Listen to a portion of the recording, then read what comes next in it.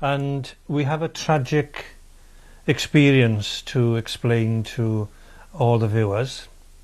And you probably throughout your lifetime have seen and read stories of medical negligence. We unfortunately experienced medical negligence, and this occurred with regards to our lovely daughter Helenor.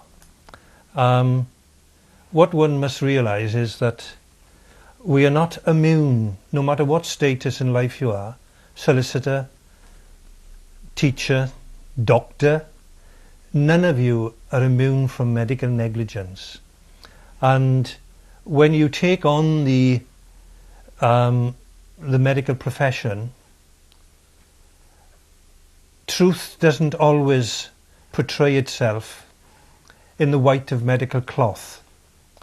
We, over 30 years, have tried to expose those people who have denied us justice, and it is with all this paperwork, television programs, coverage in all the national newspapers.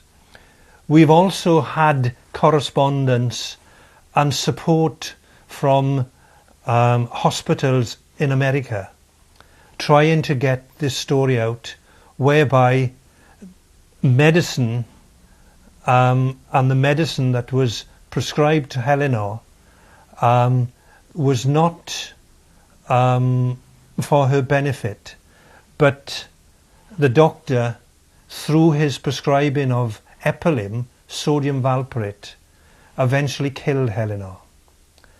That was 30 years ago, and even this week here in England we've had stories and the media coverage of a family who produced 4 children, and each of these children have a mental impairment and a physical disability as a result of the mother being prescribed sodium valproate. We, in our campaign, well over 30 years, have tried to get those people in positions of power to try to do something about this business of doctors prescribing medicine, over prescribing medicine, which can have a damaging effect on our person. Governments, no matter what colour, appear not to want to know. We have tried to take our case, or we've brought up our case and highlighted through politicians. We've had debates in Parliament back in 1979 regarding this particular drug. Doctors were alerted at that particular time of the consequences of using this particular medicine. And today, though we have the media saying that though the Bays have tried to tell their story, they come and conclude their coverage by saying that we have taken note of the Bays case, but this should never happen again.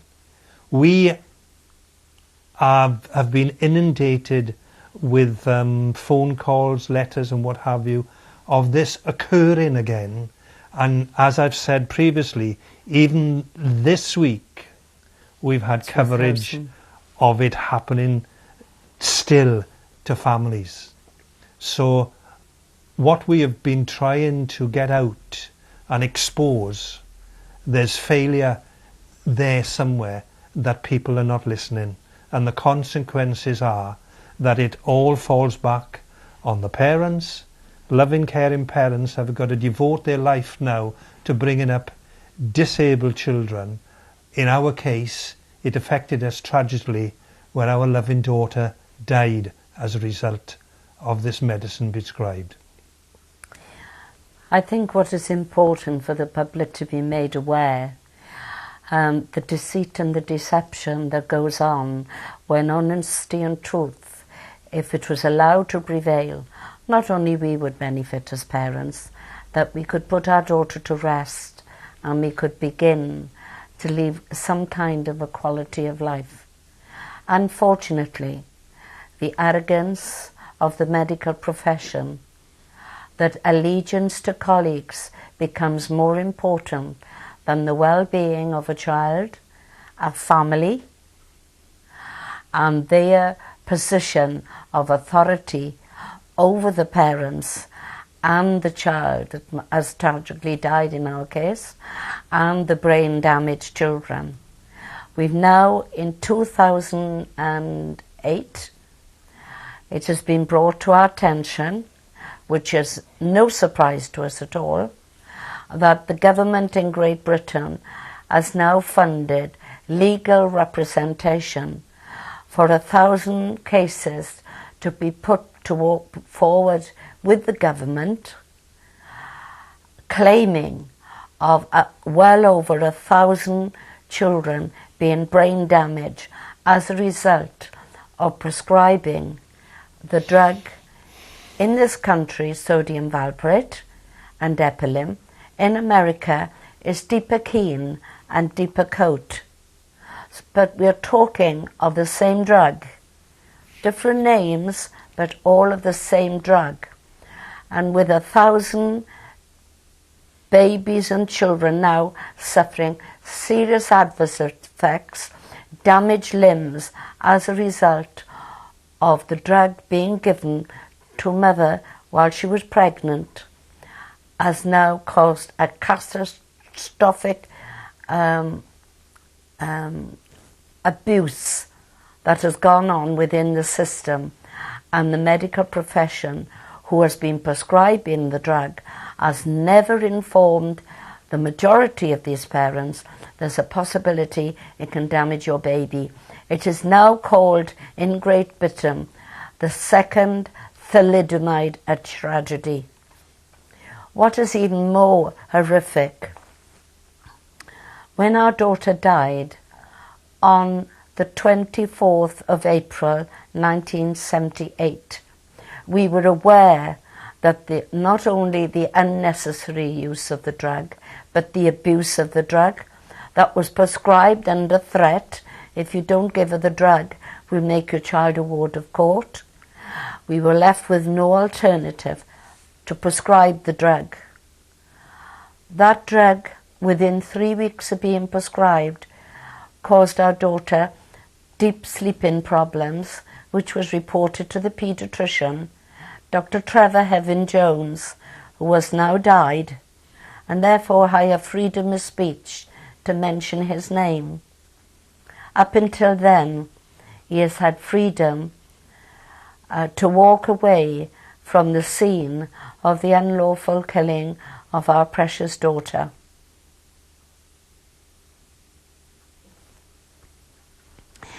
Being very concerned that the 8.5 months our daughter was on medication and showing all the side effects. She suffered a severe vomiting, which was diagnosed as being, she had gastric flu, psychosis, aggression, personality changes, and all these were the side effects of epilim. Unfortunately, the paediatrician constantly said we were over-anxious, neurotic parents.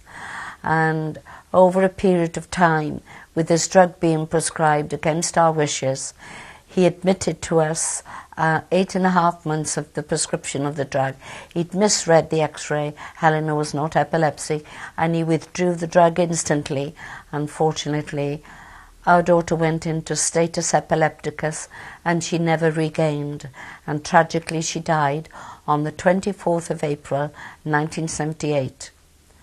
We pursued, and knowing that that our daughter died as a result of the drug, having no scientific knowledge as ordinary people, but knowing that the medication had been totally responsible for a severe illness during the 8.5 months until death. So we had an inquest on the 23rd of April, it was 23rd of May 1980. That was the most cruelest experience one could ever believe. Perjury was commonly practiced at those courts.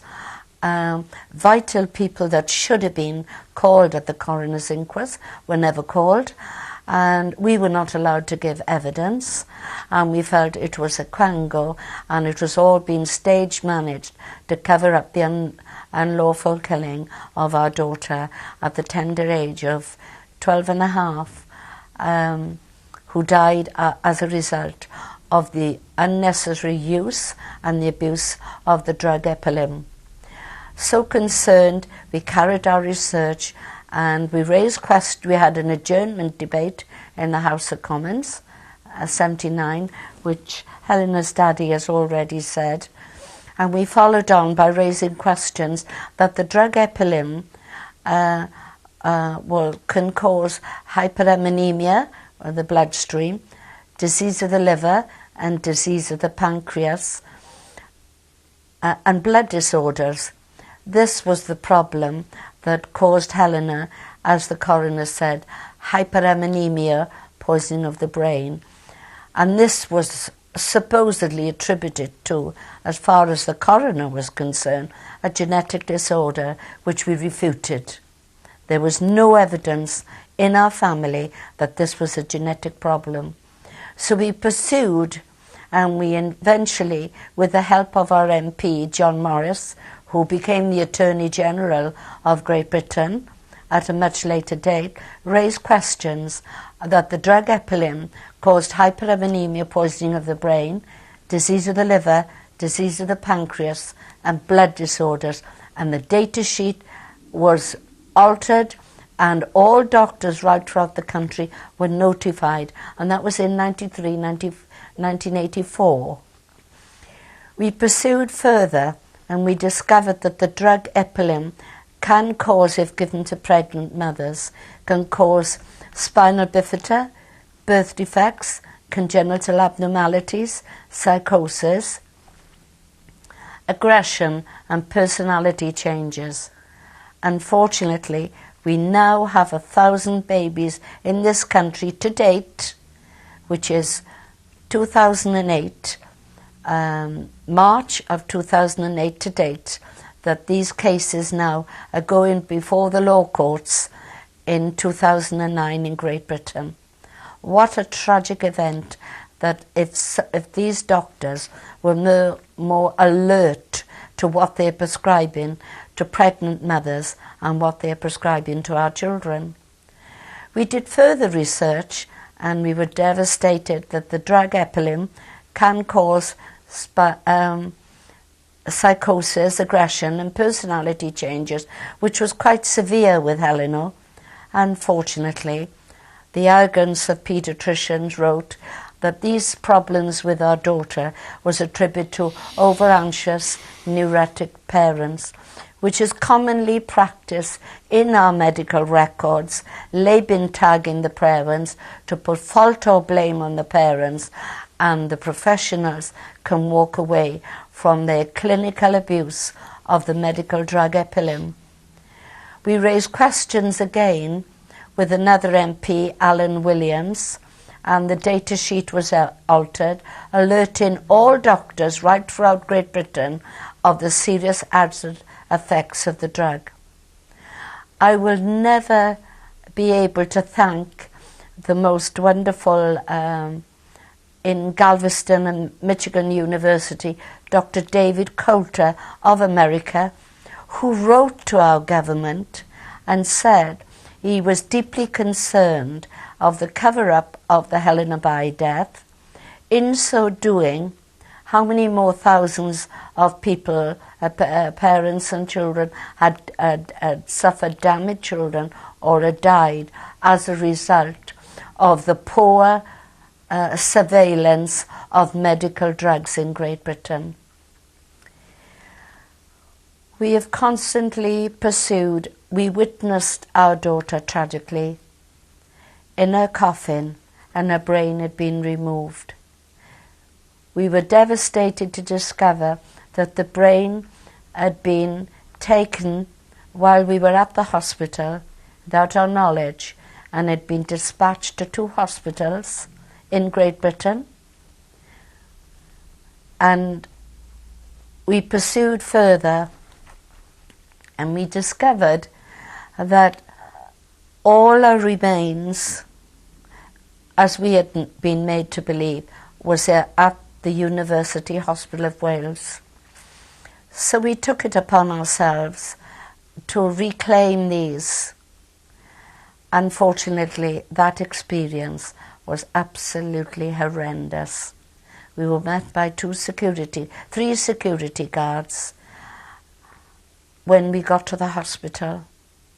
We went to the Radcliffe Hospital, Oxford, to reclaim her brain. And Daddy can show you a photograph, which we have. And he will explain what this is all about. This is the 3rd funeral which we've attempted for our beloved daughter. Many a patient or a comment has been made about doctors and mistakes that doctors make, and the most common of comments by patients are that if a doctor makes a mistake, he buries a mistake. Now, in our particular case, his mistakes we have not buried or disposed of. They're here in this little coffin. And back in 1978, when Helenor died, we at the time disposed what we thought was Helenor's body in one whole piece. But it was a little while after, at 2 years afterwards, at the coroner's inquest, that what we thought and what we finally established was that what we disposed of back in 1978 was not Helenor's whole body, but just a carcass. And throughout the period of our campaign, we had been denied that any of Helenor's organs had been removed. But we have, when Helenor died in 1978, back in, if you can all take your memories back 30 years, it wasn't a done thing to complain about doctors. Doctors were next to God, and doctors were all extremely good people. But unfortunately, in our particular case, we met up with a very bad apple in a barrel of good apples. Not all doctors are bad, and we have said right throughout our campaign that unfortunately those good doctors that people have lots of faith in, because one of their colleagues makes a mistake, a very tragic mistake, and in our case severe medical negligence, those good doctors, through their union, they have got to support this bad doctor right up to the hilts. To have an IVP. Now this is a dye which is injected into the system, and this comes up more clearly on x-rays for the physicians to establish diagnosis and what have you. And Helenor went through the process, but no sooner had she gone through the procedure, Helenor suffered a reaction to whatever dosage the iodine had been injected into her system. she became sort of confused. She described herself as shaking within herself, and we were told as parents that this was a sort of natural sort of occurrence as a result of the procedure that she's been through, and Right. she'll come out to it within a half hour. Well, we stayed in the hospital for that period of time, and then we decided then to take her home. They told us. to And we drove home in a car, and on the way home from Bridgend to the seaside resort Puthcall where we lived, Helenor was quite ill in the car. She was certainly a lot sicker child coming from the hospital than she was going to the hospital. As the doctor's surgery was en route home, we called in the surgery. Helenor was too sick to be taken into the surgery. Well. And a doctor from the practice came out to see her in the car. He said that he would ask our GP to make a house call, and we took Helenor home. We then waited in the house, waiting for this doctor to, our GP, Dr. Parry, made a number of phone calls because time was going on. Helenor was still extremely ill, and we finally had a phone call from the surgery, from his receptionist to say he's not calling, making a house call, would we take Helenor back into the hospital? Helenor was then, we took Helenor back into the hospital, which would have been about 8 o'clock in the evening, and she was admitted into the hospital and remained in the hospital as an inpatient for 5 days. Now, during that time, without our knowledge, Helenor had been taken for an EEG examination, taken from that hospital to another hospital, and we weren't even told that she'd been on this visit to another hospital. And consequently, Dr. Trevor Jones had confirmation as to what the problem was with Helenor. Now, when after the 5 days Helenor was in hospital, we took Helenor home, but on discharge from the hospital we made inquiries as to what medication Helenor had been on, what was the outcome of her stay in the hospital, and were we would continue with the medication that she'd been prescribed. And we were told that we were too inquisitive as to what Helenor's condition was. You should be grateful that she is coming home from hospital, and take her home and Helenor will be okay. Now, we took Helenor home and Helenor wasn't okay. When we got home, Helenor again became sick, unwell, semi-coma, and we were forced then to take Helenor back into hospital again. Every time we consulted our GP, Dr. Parry, it appeared as though Dr. Parry had completely relinquished his responsibilities of Helenor's care, and he gave the sole responsibilities of Helenor's welfare, health and welfare to the consultant paediatrician. Now, we as a family have learnt that that is not the case, because your GP is responsible for you when you are his patient at home and whilst you're in a hospital. And so, as I said, Dr. Parry had relinquished all his responsibilities from Helenor, in a sense denying Helenor and us a second medical opinion. He left all the decisions as far as Helenor's medical care to the paediatrician. Now, when we went into the hospital then to see the consultant paediatrician, the paediatrician then, and what we found out years afterwards, that he made a false diagnosis as to what Helenor's condition was. He made out that she was suffering from epilepsy. Now, I worked in social services at the time. I held a fairly high a responsible job in social services. I was manager of all the daycare services for people with learning difficulties. I saw many an individual who suffered from epilepsy. I had dealt with and handled people who had suffered with fits, had seizures, and also administered medication that these people had been prescribed by their doctor.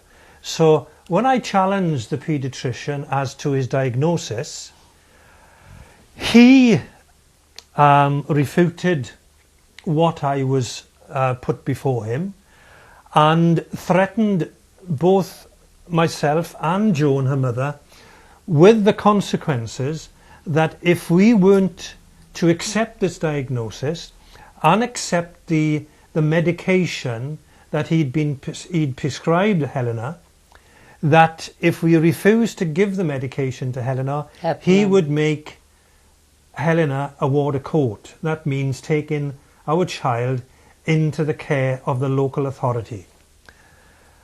And so we were threatened with this situation whereby we were now being blackmailed into administering a drug, sodium valproate, or epilim as it's known, to Helenor, the consequences which would eventually kill her.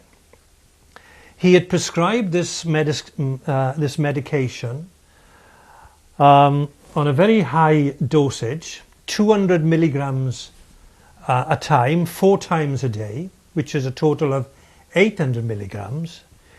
And the diagnosis that he'd come up with was temporal lobe epilepsy, which is one of the mildest forms of epilepsy you can have. And Helenor, the behaviour and the side effects that she'd suffered as a result of the IVP examination, Helenor never ever showed the symptoms of suffering from an epileptic seizure. Her behaviour was confused. She would wander from room to room in a very confused state, but no way was she falling about, frothing from the mouth, kicking and flinging, lying on the floor, as people who suffer from epileptic seizures sometimes quite often do. And so this was my argument with the paediatrician, and we had this argument or disagreement right throughout the period of 8 months whilst Helenor was on this medication. Now we made a point of saying to Dr. Trevor Jones that we wanted Helenor monitored each time that she had, each time we had this monthly appointment. We'd arranged to have monthly appointments, and coming up to sometime towards the end of March, April, coming towards April 78, Dr. Trevor Jones, in his wisdom, and I referred to him on a few occasions as being the clown prince of paediatricians, because some of his antics and behaviour were certainly not what one would expect from a paediatrician. And he now decided, after all this time that Helen had been given this epilim, this medication, and medical records show that she had been admitted back into hospital suffering from epilim toxicity. He suddenly decided to withdraw her medication instantly without our knowledge or approval whatsoever. Now, when he put Helenor on the medication initially, that was one of the warnings that he gave to us. Whatever you do, do not remove her medication or stop her medication. If you, without tablets, whatever, consult your doctor or come to the hospital because it is that important. And here he does, after all these months of Helenor having this extremely high dose of medication, he suddenly withdraws this medication instantly. Now, a couple of days afterwards, Helenor is taken extremely seriously. The serious consequences of taking her off this medication results in Helenor suffering a first epileptic attack. Status epilepticus. And she goes into status epilepticus, which is fatal. The consequences of a patient coming out of a status epileptic attack is very rare.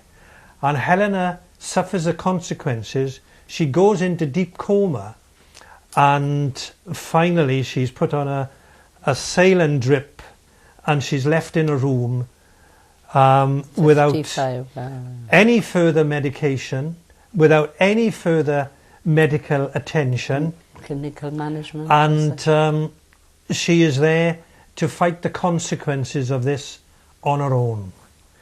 We, over the period of 8 months, had been asking Trevor Jones for a second opinion. One of the mistakes that we made, and which we found out afterwards, was that we should have insisted on asking for a second medical opinion, because we were given the opportunity to see another doctor, a Dr. Margaret John, and during the time of being questioned by Dr. Margaret John, I asked her what her qualifications were, and I found out that Margaret John was a psychiatrist. And what Dr. Trevor Jones was doing was treating Helenor not for a medical condition, but a mental condition. And the records show that, and it was 24 years after Helenor's death that we managed to get hold of medical records. And what we found from the medical records was that, written in the medical records, was that, on the medical records, was that mother still insisting her condition is medical. And they were still treating Helenor as a psychiatric case, not a physical condition. A clinical condition. So here we were asking for a second medical opinion, and even then we were denied that.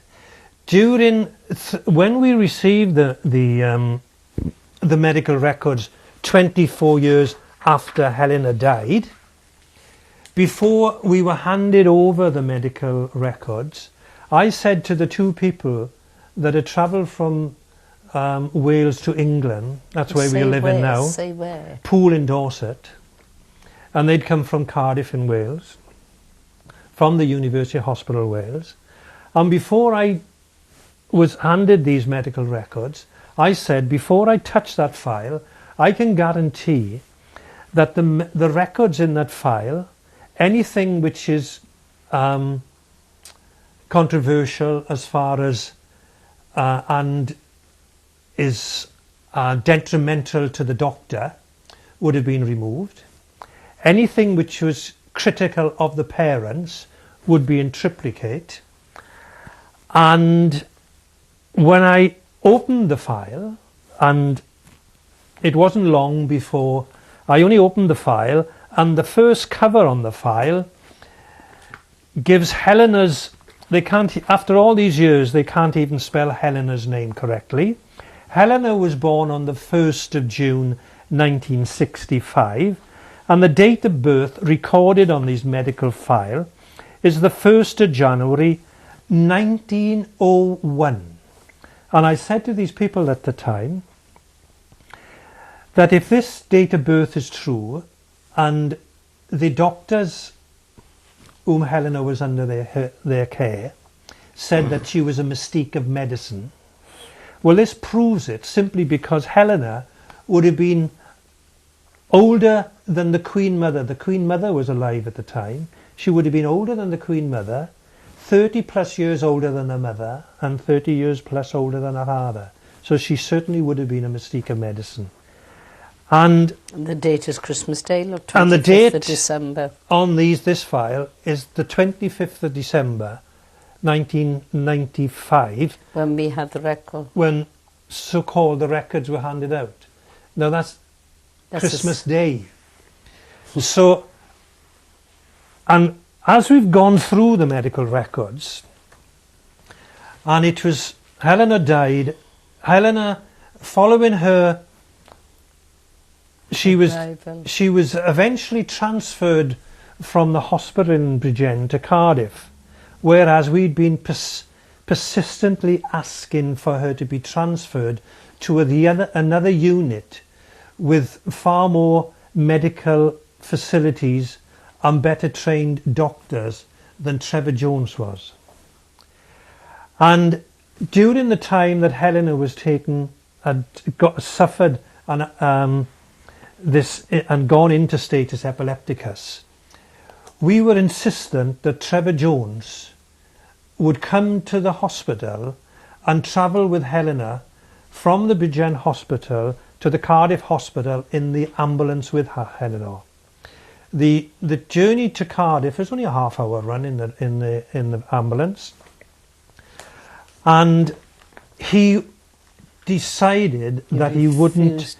He refused to travel in the ambulance with Helenor because he was concerned about his coming back from Cardiff and without conveyance and the convenience of his own car. So he wasn't concerned about Helenor's condition or state of health at the time, but only his own convenience. We arrived at the University Hospital of Wales the early hours of the morning. I think the clock was just ticking over the midnight, and we arrived and we were met by a paediatrician, a professor of paediatrics, a Professor Peter Gray. He was, at the time when Helenor was transferred, I referred to the fact and the treatment that Professor Gray granted us. I referred to the fact that here we were now, we had travelled from hell and we'd arrived in heaven. But unfortunately, the 3.5 days that Helenor was in the University Hospital of Wales, heaven let us down. Because during the time that Helenor was at the University Hospital of Wales, Helenor arrived at the University Hospital of Wales on the 24th of April 1978. And we have a recording here, a medical recording. And Joan, her mother, travelled in the ambulance from Bridgend to Cardiff and said that Helenor was dead on arrival. And here is a medical record that confirms that. And it says, died, coroner's case, 24th of the 4th, 78. Patient deceased. Now we also have further correspondence which relates to Helenor, time of death, on the 26th of April 1978. And we waited 2 years for a coroner's inquest, and the coroner confirmed that Helenor died on the 27th of April 1978. So we were led to believe for 24 years prior to having these medical records that Helenor had died on the 27th of April 78.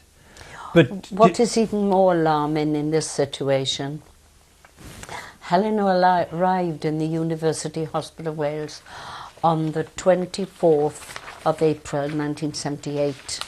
Now, Professor Peter Gray was expecting her transfer on the 21st, which was a Friday. Unfortunately, because of the arrogance of Dr. Trevor Jones, he refused to transfer her because he said her medical records weren't up to date, and he removed the medical records from the Bridgend Hospital, leaving Helenor's life even in serious clinical poverty of clinical management of Helenor, because now the staff on duty had no medical records to follow. And Helenor now, Sunday, as her daddy just said, she was in coma. Well, taking up of us arriving at the University Hospital of Wales, which was a horrendous journey, I felt in the journey Helenor had already passed away. And when we arrived at the hospital, Professor Gray was waiting. Dr. Trevor Jones was walking behind. And as soon as he took my hand, he said, "And you were supposed to be the over-anxious parents. May the Lord be with you. You will need his guidance over the next couple of days." And with that, he said to the ambulance man, "Emergency, emergency." Helenor immediately to intensive care, and Helenor was whipped away to intensive care. Professor Gray, being a compassionate man, he turned to us and asked us what did we think had happened to Helenor. And we told him in no uncertain terms that the clinical management of her over a period of 8.5 months while on the drug epilim had serious implications in Helenor's medical condition deteriorating, that she was now arrived at the University Hospital of Wales, 3.5 stone, and she was a child 12.5. She was emaciated, she was dehydrated, and she was febrilely, as they termed in the medical records. Her condition was febrilely depreciated, meaning she was in an extremely poor state of health. Now, if our little girl had come from our home and had arrived at the University Hospital of Wales in that condition, we would have been doing a prison sentence now, and the paediatricians would have closed ranks, they would have called the police in, and we would have immediately been put up for the manslaughter of our beloved daughter, Helenor.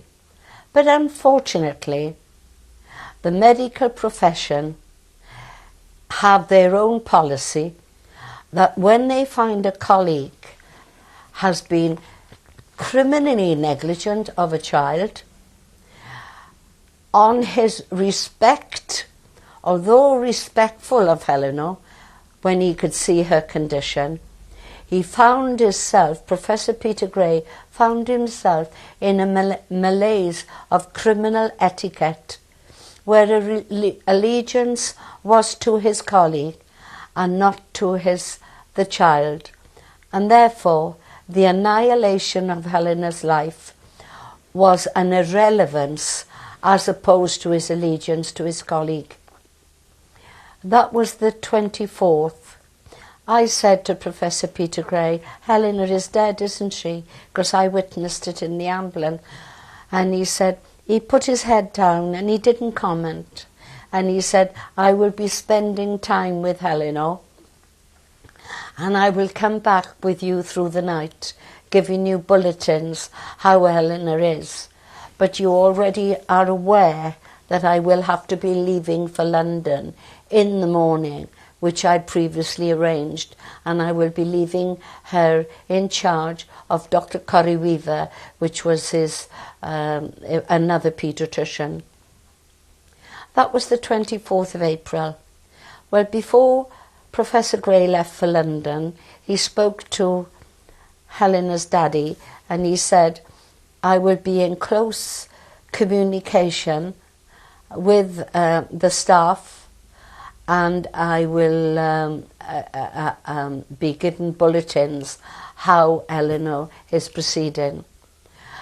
The 25th, which was the Tuesday of April 1978, Dr. Corrie Weaver came and asked the both of us, would we give signatures for clinical management, for clinical prognosis, for clinical biopsies, for Helenor's prognosis, as Helenor's life was in crisis on her liver. I said, Helenor hasn't ever had liver problems. And I said, Helenor is dead, isn't she? Oh no, she said, you must have faith in the Lord. We are doing all we can to save Helenor. Please, please, Mr. By, sign here. In desperation and clutching at straws, Daddy hadn't travelled with us in the ambulance. He was following in his car and not realising the crisis in her life that I'd experienced in the ambulance. In desperation, he signed, and off Dr. Curryweaver went. The 26th of April, she came, which was a Wednesday, 1978. She came to ask for, again, she needed biopsies, for clinical prognosis, as Helenor's kidneys were failing. I said again, Helenor's kidneys never had kidney problems. Helenor is dead, isn't she? No, no, my dear, you must have faith in the Lord. Please, Mr. By, sign here. Again, her daddy asked for more detailed information. What was the process for clinical biopsies? And she said, the minutest of tissue will be taken. It'll be taken to the path lab. On receipt of the information, we're in a position to clinically manage Helenor's condition. I still asked again, could we see Helenor? And she was very reluctant. Well, so Daddy signed. The next day, the 27th of April, she came along and asked for another procedure. Could we have signatures for clinical biopsies, for clinical prognosis, for clinical management, as Helenor's life was in crisis on the brain? And immediately Daddy said, no, we're not entering the brain. I'm fully well aware entering in the brain is a very, very delicate situation. Oh no, she said, it's common practice for us to find there appears to be problems, neurological damage, and the prognosis of the biopsies will help us to manage Helenor. We asked who was going to carry it out, and they told her daddy it was Dr. Weeks. We asked to meet Dr. Weeks. We were refused, saying he was a very busy man in surgery, and when he came out, it was imperative that Helenor was ready for the biopsies to be taken. Asking for results of the kidney and liver, we were still told they were still waiting, which rather surprised us considering it was an emergency 48 hours before.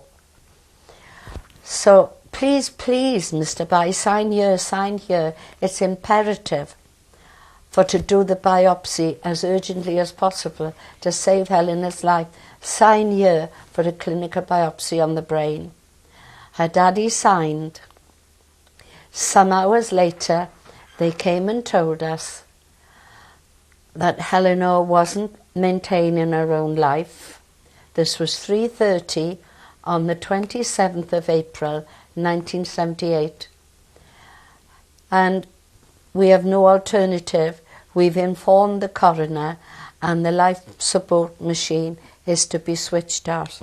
We asked for our last rites. We asked to be with her.